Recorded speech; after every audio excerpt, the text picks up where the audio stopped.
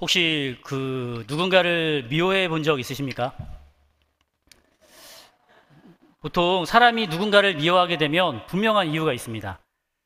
이거는 100%인데 그 사람이 나를 굉장히 미워하거나 나에게 악을 행하면요, 우린 그 사람을 미워합니다. 그리고 그 사람이 나를 힘들게 하면 우리는 그 사람에 대해서 그 사람이 다른 사람에게는 굉장히 좋은 인물일 수 있지만 우리 안에는 미운 감정이 싹트게 되죠. 또 우리가 누군가를 미워하는 또 조건을 찾아봤더니 어떤 사람에 대해서 미워하는가 하면 처음에는 아니에요. 그냥 나랑 결이 다른 사람들을 만나면요, 처음에는 아닙니다. 그런데 일을 하다가 계속 부딪히다 보면요, 다르다라는 것을 알게 되면서 어느덧 그 사람에 대한 미움의 감정도 싹트게 되는 것이 있죠. 또 여러 가지 이유가 있죠. 내가 저 사람을 왜 미워할까? 뭐 여러 종류의 일들이 있을 겁니다. 그런데 이런 경우도 있더라고요. 뭐냐면 그냥 미워하는 경우도 있어요. 그냥 미워하는 경우. 혹시 없으십니까? 그냥 미워하는 사람? 없으시군요. 저는 있었습니다. 이렇게. 보통 이거는 많은 분들이 좀 공감하실 것 같은데 TV를 보면 연예인들이 나와요. 근데 그 사람은 나와 어떤 관계도 없어요. 저 사람과 만난 적도 없고 대화해 본 적도 없고 그 사람은 나를 몰라요. 그런데 그냥 그 사람을 보면서 괜히 미울 때가 있어요. 그래서 TV에 그 사람이 나오면 막 채널을 돌립니다. 쟤 너무 싫어. 쟤 너무 싫어 하면서 돌려요. 근데 이게 생각을 해보면 저 사람은 나에게 잘못을 한 것도 없는데 나는 왜 저 사람을 미워할까라는 생각이 들었다라는 거죠. 아무 이유 없이 미워하는 경우도 있습니다. 자, 그러면 우리 반대로 한번 생각해 봤으면 좋겠어요. 혹시 누군가를 사랑해보고 좋아해 본 적 있으십니까? 왜 좋아하시죠? 제가 예전에 한번 영상을 본 적이 있어요. 그래서 어떻게 말했는가 하면 그 사람이 우리나라에서 최고로 재미있는 개그맨이 누군지 아십니까? 라고 물어봤어요. 가장 재미있는 사람이 누구인지 아십니까? 라고 했습니다. 그러니까 막 패널들이 혹시 이 사람 아니에요? 유명한 막 개그맨 이름을 막 대는 겁니다. 그런데 그것이 아니었어요. 누구였는지 아십니까? 바로 진짜 잘생겼던 차은우라는 사람의 얼굴을 딱 보여주자 거기 있던 같이 있던 패널들이 막 이과에 미소를 막 띄는 거예요. 막 이러면서 막 아무것도 한 것이 없었는데 그냥 그 사람을 보면서 막 이러더라고요.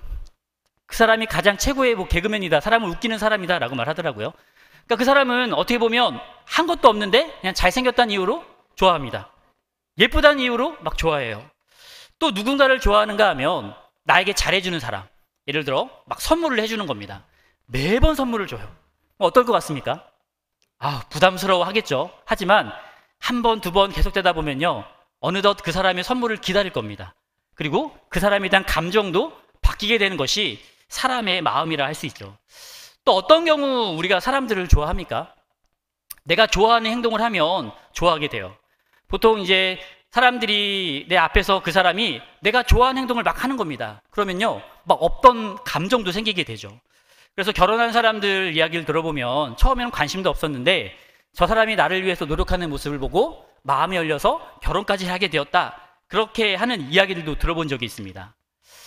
자, 생각을 바꾸고 나와 같은 결을 가지고 정말 내가 너무나 싫어하는 사람이었는데 어느덧 내가 좋아하는 것과 같은 것을 좋아하게 될 때에 나의 마음도 열리는 경우를 우리는 경험해 보셨을 거라 생각합니다. 성경에 이런 경우도 있었어요. 제가 지난 금요일날 새벽에 설교했던 내용이기도 한데 사도 바울이 유대인의 고발로 인하여서 잡히게 되었습니다. 그리고 거기에서 변론을 하게 된 거예요. 증언을 하게 되는 겁니다. 그 증언의 내용은 자신은 온전히 하나님만을 섬겼다라는 내용이었어요. 그때 수많은 사람들이 사도 바울에 대하여 악한 감정을 가지고 있었습니다. 그 자리에 참여했던 사람들이. 그런데 여기서 사도 바울이 한 이야기를 해요. 그것이 무슨 말이었는가 하면 나는 죽은 자의 소망 곧 부활로 말미암아 신문을 받는다. 즉 부활에 대한 언급을 한 겁니다. 부활. 그랬더니 거기에 있던 사람들의 반응이 달라진 것이었습니다. 그곳에 있던 사두개인이라는 사람은요, 원래부터 부활도 또 천사도 영도 없다고 믿는 사람들이 사두개인이었어요. 그들은요, 이 바울에 대하여 더욱더 악한 감정을 갖게 되었죠.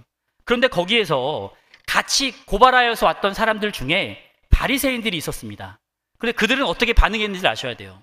그들은요, 부활도 영도 천사도 있다고 믿는 사람들이었습니다. 그런데 바울이 부활에 대한 언급을 하자 이 바리새인들 중에 일부가 이 이 바울에 대한 변론을 대신해 주는 거예요. 어떻게 말했는가 하면 내가 이 사람을 보니 이 사람에게서는 악한 것이 없도다 라고 말하는 사람들이 생겨나게 되었다라고 성경은 말하고 있습니다. 얼마 전까지만 해서 정말 이 사람이 너무나 미워가지고 그를 고발하여서 어떻게 해볼까, 어떻게 이 사람을 좀 망가뜨려 볼까라는 마음으로 고발했던 그들 중에 자신과 생각이 같다라는 이유로 나중에는요, 이 바울을 옹호하는 사람들도 생겨나게 되었다라는 겁니다. 자, 이것을 통해서 우리가 알 수 있는 것이 있어요. 누군가를 미워하고 누군가를 사랑하는 그 기준은요, 쉽게 바뀔 수 있다라는 것을 말씀하는 거죠. 우리가 사람을 미워할 때 정말 그 사람이 나에게 해를 가해서 미워하는 경우도 있어요.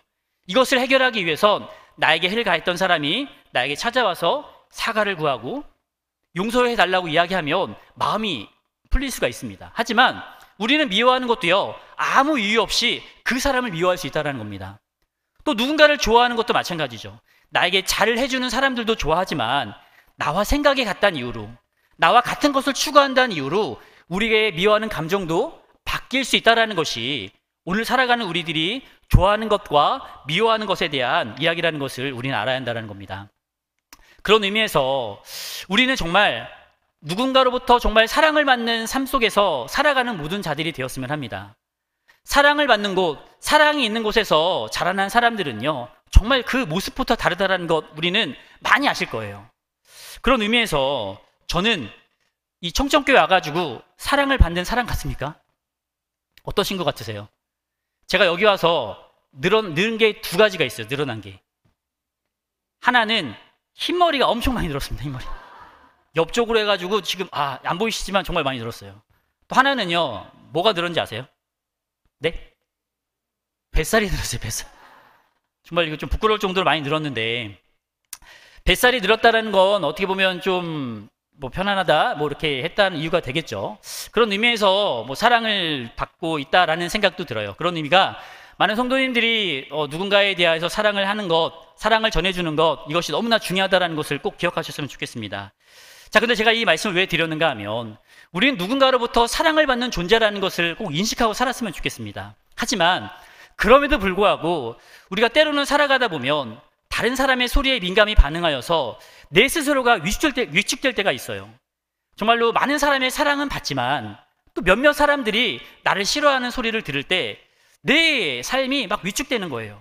소극적으로 되어지고 정말 그 사람이 그 소리에 민감하게 반응하는 것이 오늘 많은 사람들의 모습이 아닐까라는 생각을 해봅니다. 자, 그런데 우리가 중요하게 알아야 할 것이 있습니다. 그것이 무엇인가 하면 많은 사람들에게 사랑받는 것도 너무나 중요하지만 그보다 더 중요한 것이 있다는 것이죠. 그것이 무엇인가 하면 누가 우리를 사랑하는지를 알아야 한다는 겁니다. 오늘 말씀 34절 부분에 보면 이런 말씀이 나와 있어요. 내가 너희를 사랑한 것 같이. 즉 다시 말해서 우리 예수님이, 우리 하나님이 우리를 사랑하고 계신다라고 성경이 분명 말씀하고 있다는 겁니다. 자, 이것이 얼마나 놀라운지를 아셔야 돼요. 다른 분도 아닌 우리 하나님께서 우리를 사랑하신답니다. 자, 우리가 이렇게 한번 생각을 해봤으면 좋겠어요. 인생을 살아가다가 보면 어떤 굉장히 부족해 보이는 사람이 있어요.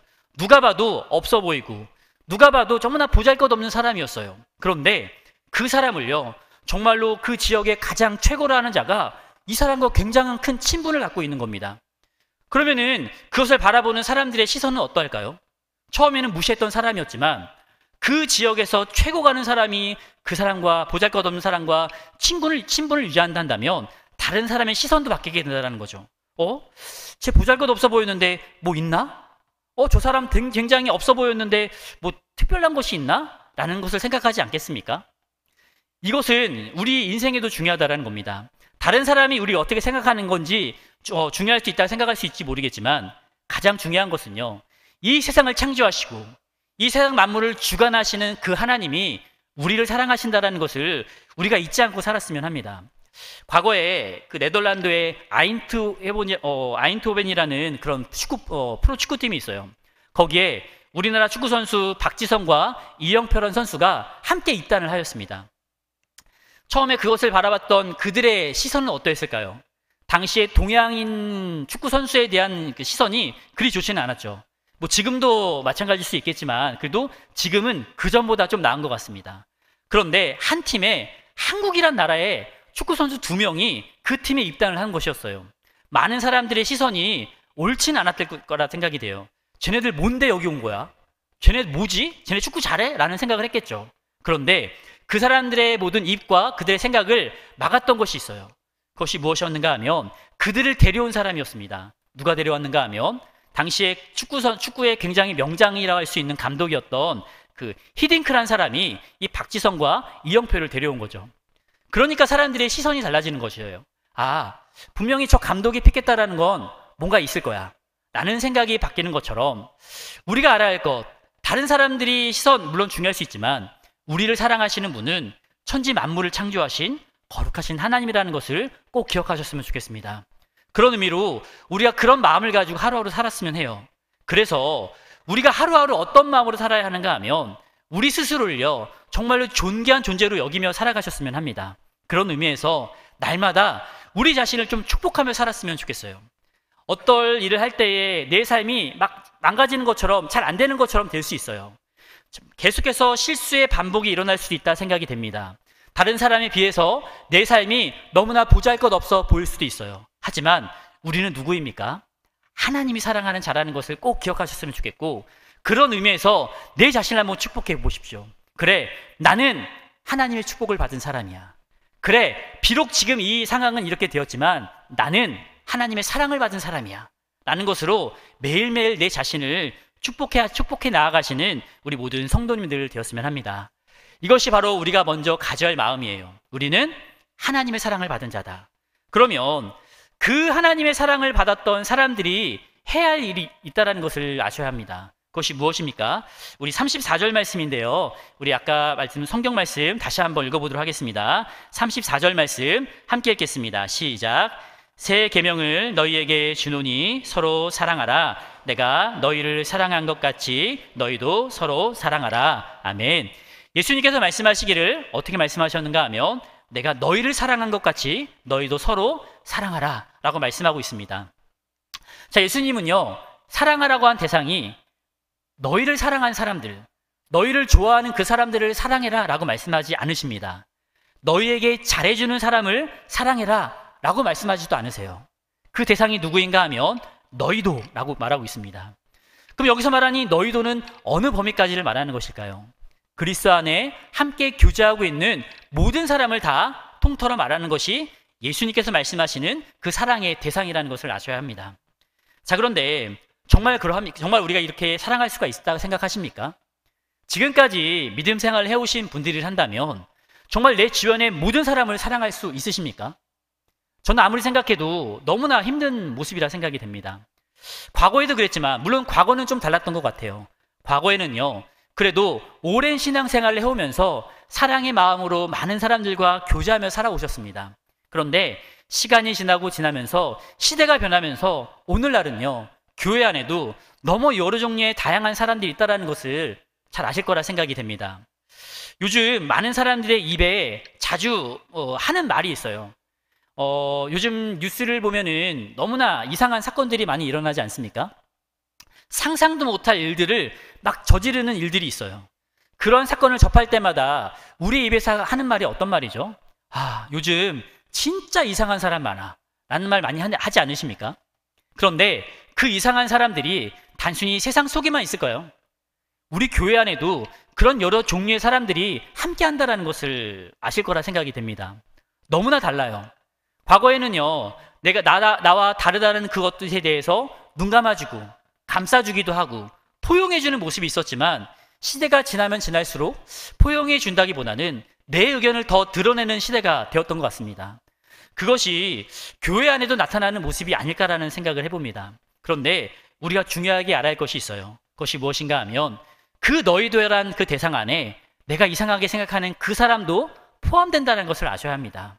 분명히 저 사람 나는 저 사람을 절대로 사랑할 수 없어 라고 생각하는 그 사람도 예수님께서 사랑하라 라고 말씀하고 있다는 것이죠. 그러면 예수님께서 우리에게 사랑하라고 말씀하셨다는 것은 불가능한 것을 하라고 명령하신 것이었을까요? 결국 그것이 아니죠. 불가능한 것이 아니라 가능케 하시는 하나님의 명령이라는 것을 우리는 알아야 한다는 겁니다. 우리가 한번 이렇게 생각을 해봤으면 좋겠어요. 내 주변에 사랑할 수 없는 사람들이 너무나 많이 있다 한다면 그것은 어쩌면 내가 그렇게 하나님으로부터 더 많은 사랑을 받았기 때문에 충분히 감당해야 할 사람들이라고 생각해 보셨으면 합니다.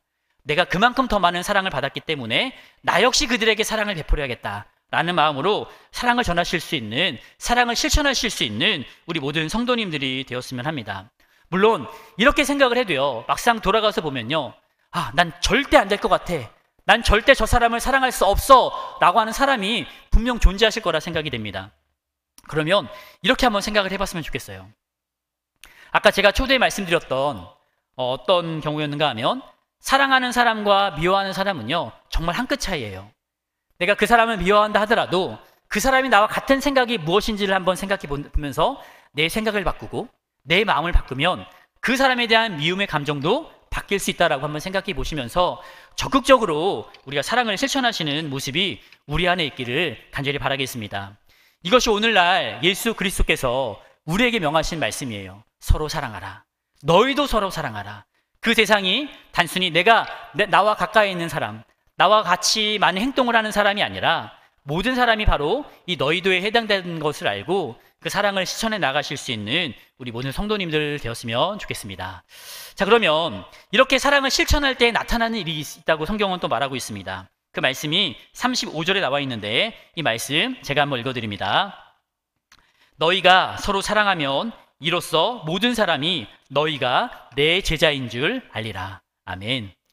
우리가 서로 사랑하게 될 때에 어떤 일이 일어나는 것인지에 대해서 성경은 무엇이라 말하는가 하면 너희가 내 제자인 것을 안다라고 말씀하고 있습니다. 예수를 믿는 사람이란다면, 예수의 제자된 사람이란다면 반드시 행해야 할 것이 있어요. 첫 번째는 그리스도의 복음을 전하는 것입니다. 또 한 가지는 무엇인가 하면 우리가 제자된 것을 많은 사람들에게 드러내는 것이 제자된 자들에게 나타나야 할 강한 모습이라는 사실이에요. 그렇다면 우리는 과연 그 예수님의 제자되는 모습을 실현하고 있는지에 대해서 한번 생각해 보셨으면 합니다. 우리가 제자된 것 어떻게 할 수 있다고 말씀하고 있습니까? 우리가 서로 사랑하면 그렇게 될 것이라 라고 분명히 예수님께서 우리에게 말씀하고 있다는 사실입니다.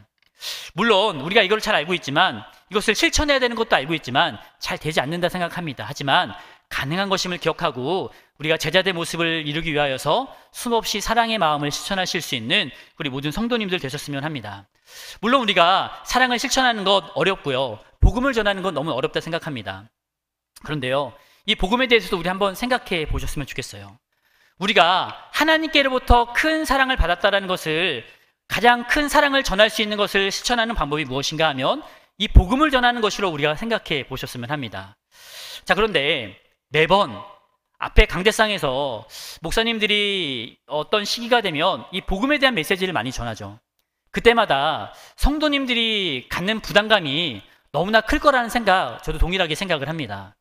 왜냐하면 당연히 전해야 될 것도 알고 당연히 중요한 것도 알고 있어요. 하지만 그 모든 것은 알고 있지만 막상 내 자신을 봤더니 사람들에게 나아가서 말하는 것이 너무나 어려운 사람들도 분명 있다 생각이 됩니다. 나는 열심히 전도하고 싶은데 내 성향상 새로운 사람을 만나서 그 사람에게 내 입을 띄우는 것이 너무 어려운 사람들도 분명 있다라는 거죠. 하지만 그럼에도 불구하고 교회에 나와서 또 기도하고 이제 열심히 한번 해봐야지 하면서도 나아갔지만 여전히 바뀌지 않는 내 자신을 보면서 전도에 대한 부담감, 그러면서 말씀을 들을 때마다 그것을 실천하지 못하는 우리 스스로를 바라보면서 너무나 정말 그 시간 자체가 곤욕인 사람들도 분명 있을 거라 생각이 됩니다. 자, 그런데요, 우리가 그럼에도 불구하고 이 전도에 대한 부담과 이 실천의 마음은 행해야 된다는 것을 꼭 아셨으면 좋겠습니다. 왜냐하면 그 전도를 하게 하시는 분도 우리 하나님이라는 것을 알아야 하기 때문이라는 것이죠. 제가 최근에 사랑방 신방을 하면서 들었던 말씀이 있어요. 우리가 보통 이 새생명 전도잔치를 하면 나눠준 선물이 있지 않습니까? 어떤 일부 사람들은요, 이런 선물을 왜 주냐라는 사람들도 있어요. 복음을 전하면 되지, 왜 이런 것까지 주냐라는 분들도 분명 계십니다. 물론 그것을 그렇게 생각해도 될 것 같다는 생각도 들지만 제가 말씀드린 이분은요, 그 선물 때문에 교회 온 분이었기 때문이에요. 사랑방에서 신방을 하면서 이런저런 얘기 하다가 자신이 교회에서 나눠주는 그 선물 때문에 교회에 나와서 지금 집사님으로 열심히 신앙생활을 하고 있다라는 그런 이야기를 전해 듣게 되었습니다. 그렇기 때문에 과연 이것까지 해야 되라는 것이 아니라 이것을 통해서도 일하시는 하나님을 우리가 바라봐야 한다는 것이죠. 이분의 일이 이러했대요.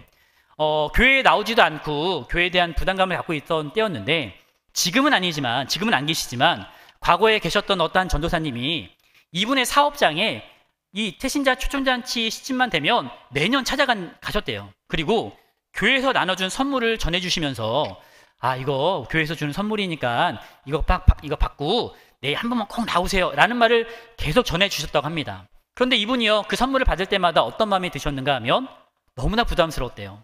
그리고 오히려 더 가고 싶지 않았대요.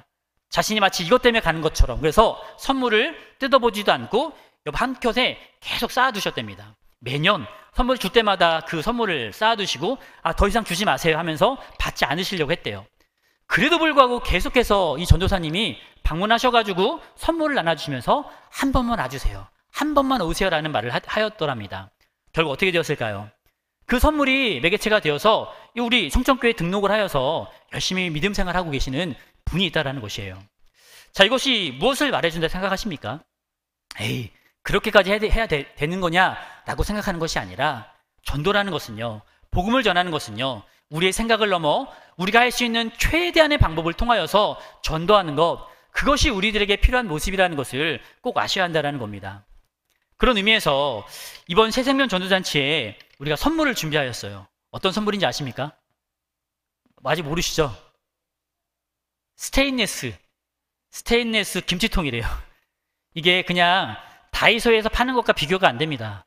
그러니까 혹시 내 남편, 또 자녀들, 또 우리 아내 되는 분에게 한마디만 하는 거예요. 내가 정말 받고 싶은 김치통이 하나 있는데 이번 새생명 전도자 한 번만 가자 라고 해서 전도가 될 수 있는 것 아니겠습니까? 그래서 자녀들이, 남편이 그거 내가 사줄게 라고 말해도요, 이렇게 말씀하세요. 그런 거 아니래, 정말 거기서만 주는 거래라고 하면서 교회 와서 꼭 받을 수 있도록 하면서 이 복음의 자리를 초청하셔서 전해주는 말씀도 듣고 함께 말씀을 들으면서 그분이 하나님 말씀으로 변화되는 그런 은혜가 있을 수 있도록 우리 성도님들이 이 전도에 대해서 부담감이 아니라 이런 방법도 한번 시행해 보시고, 이런 방법도 도입해 보시면서 전도의 문을 좀 열어보시고, 그렇게 해서라도 복음을 전하실 수 있는 우리 모든 성도님들이 되었으면 좋겠습니다. 자, 그런데 그럼에도 불구하고 우리가 전도에 대한 마음이 어려울 수 있을 것 같아요. 이것도 해봤어요, 이것도 전도해봤지만 안 돼요 라고 하시는 분들도 혹 계실 겁니다. 그래서 제가 최근에 과거에 저랑 같이 신앙생활 했던 어떤 그 자매를 만나서 들었던 간증의 이야기를 마지막으로 제가 말씀을 마치고자 합니다. 그 친구가 정말 저랑 중고등학교 때죠, 함께 신앙생활을 해오던 친구였어요. 그때는 그렇게 신앙생활 열심히 하지 않는 것 같았는데 오랜만에 만나서 이야기를 해보니까 신앙이 정말 깊이가 정말 있는 친구가 되었더라고요. 그 친구하고 지금 미국에서 사역을 하고 있는 한 목사님하고 이제 셋이서 같이 이제 신앙생활을 해왔는데 만나서 식사를 하면서 이런저런 이야기를 했습니다. 근데 그 친구가 이런 말을 하는 거예요. 한 영혼에 대한 소중함에 대해서 그 친구가 이야기를 하는 겁니다. 그냥 그 교회에서 어떤 이야기를 할 때에 한 영혼에 대한 강조를 많이 했대요. 그러다 보니까 자연적으로 자신도 그 한 영혼에 대한 소중함이라는 것을 깨닫게 되었대요. 그래서 어떻게 했는가 하면 그 영혼을 위해서 기도하기 시작했습니다. 어떤 사람을 해야 할지도 모르고 그냥 한 영혼을 소중히 여기는 마음으로 그 한 영혼을 나에게 달라는 식으로 기도를 했겠죠. 그런데 단순히 그냥 기도의 시간만 기도한 것이 아니라 이제 출근을 했다가 이제 퇴근을 교회로 해가지고 교회에서 철야를 하면서 기도를 했대요. 그런데 그 교회는요, 철야를 하는 사람들이 몇몇 많이 보이더랍니다. 아무튼 철야를 하면서 그 한 영혼을 위해서 기도한 것이었어요.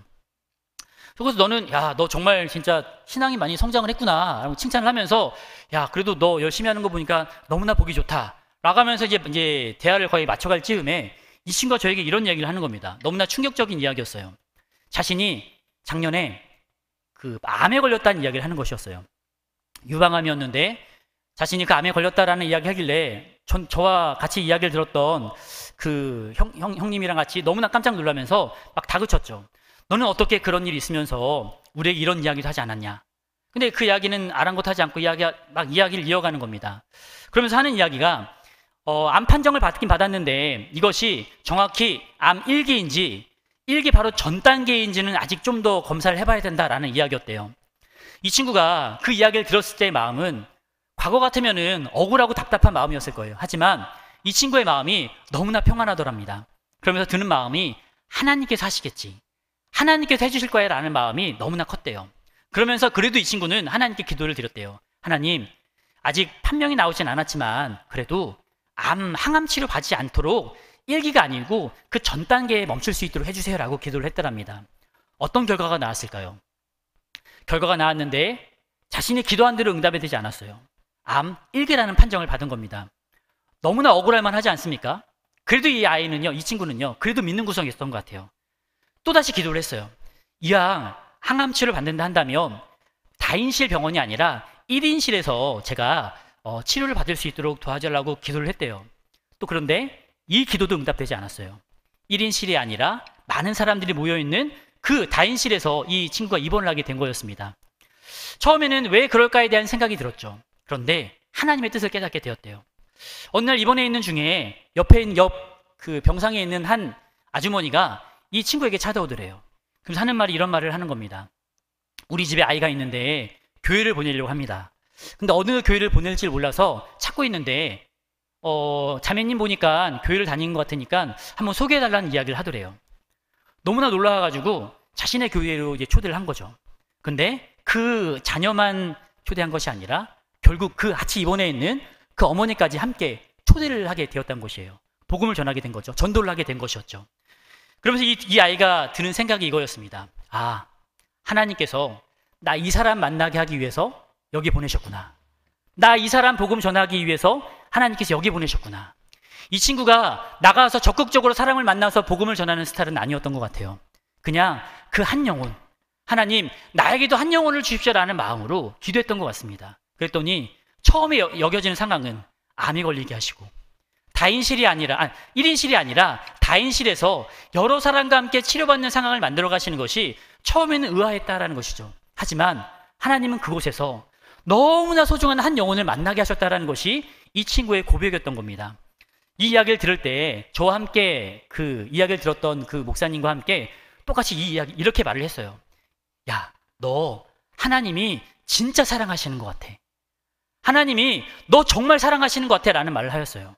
단순히 그런 것이 아니라 하나님이 전도할 수 있는 기회를 열어주시고 그곳까지 가게 하시면서까지 전도를 하게 하시는 것을 보면서 하나님이 너 정말 사랑하시는 것 같아 라는 말을 전해주고 왔다는 겁니다.